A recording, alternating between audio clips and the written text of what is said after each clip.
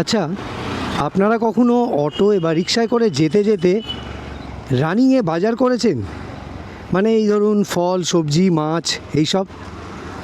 যদি না করে থাকেন তাহলে চলুন আজকের আপনাদের এরকম একটা জায়গা দেখাই, যেখান দিয়ে যদি আপনারা অটোয়, রিক্সায়, নিজের গাড়িতে, যে কোনো গাড়িতেই যান না কেন, গাড়ি দাঁড় না করিয়েই রানিংয়েই বাজার করে নিতে পারবেন।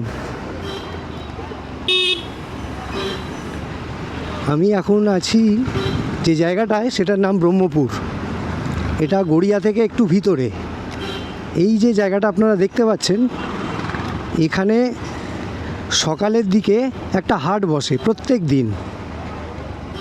এই দুদিকটা ভালো করে দেখলে বুঝতে পারবেন।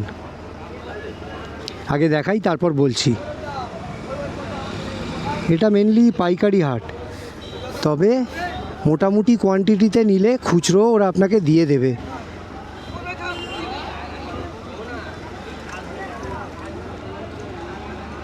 এই যে,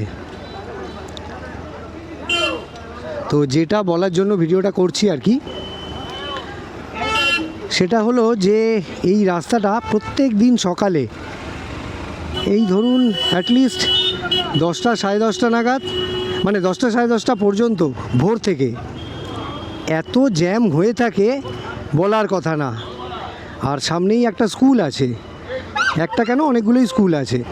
তো ওই স্কুলে যারা স্টুডেন্টরা যায় সকালের দিকে এই রাস্তাটা দিয়ে যেতে গেলে তাদের প্রায় 15-20 মিনিট হাতে এক্সট্রা নিয়ে বেরোতে হয়। আর এমনকি যারা আমরা অফিস যাই, চাকরি করি, রোজ এরকম সময় এখান দিয়ে ক্রস করি, তাদের প্রচণ্ড অসুবিধে হয়।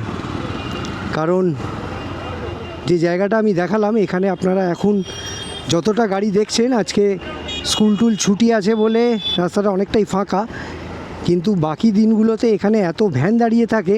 আর যদি এরকম সামনে যে বড় গাড়ি আসছে, এই যে দেখুন এখানেও একটা টেম্পো দাঁড়িয়ে আছে, এরকম গাড়ি ওই জায়গাগুলোতেও দাঁড়িয়ে থাকে যেখান দিয়ে এইমাত্র এলাম। সামনে একটা সবজির ভ্যান রয়েছে। তো গাড়িগুলো খুব এলোমেলোভাবে দাঁড়িয়ে থাকে, যার জন্য আমাদের যেতে খুব অসুবিধে হয়। আর একটা বড় গাড়ি ঢুকে পড়লে তো হয়ে গেল ব্যাস। যদিও এখানে যারা বাজার করে, মানে এই হাটে যাদের দোকান আছে, তারা খুবই অর্গানাইজড, মানে ওই সময়টুকু ওদের পক্ষে ম্যানেজ করা সম্ভব হয় না, কারণ প্রচণ্ড ভিড় হয়। তবে বেলা 11টার পর থেকে রাস্তাটা কিন্তু ওরা একেবারে ফিটফাট করে দেয়, সব কিছু পরিপাটি করে গুছিয়ে তুলে নেয়। মানে বেলা 11টার পর এদিক দিয়ে গেলে আপনারা রাস্তাটাকে চিনতেই পারবেন না। তো যাই হোক, আজকে আমি কলকাতার কোনো পপুলার জায়গা না, এই সামান্য ভিতর দিকের একটা জায়গা দেখাতে চাইলাম। আর সামনে আরেকটু দেখাবো, এই সামনেও বাজার বসে, ওটা একেবারে পাইকারি বাজার, ওটা একেবারে খুচরো বাজার। পিছনেরটা ছিল পাইকারি আর সামনেরটা খুচরো বাজার। চলুন একবার দেখাই, তারপর বলছি। এই বাজারটাও কিন্তু রাস্তার ওপর বসে, এই রকম, এই যে আলু, পেঁয়াজ এসব বিক্রি করছে। এই দিকটা খেয়াল করুন। এই রিসেন্টলি রাস্তাটাকে অনেকটা চওড়া করা হয়েছে, ভালো করা হয়েছে, সেই জন্য আমরা অনেকটা আরামসে এই দিক দিয়ে যেতে পারছি।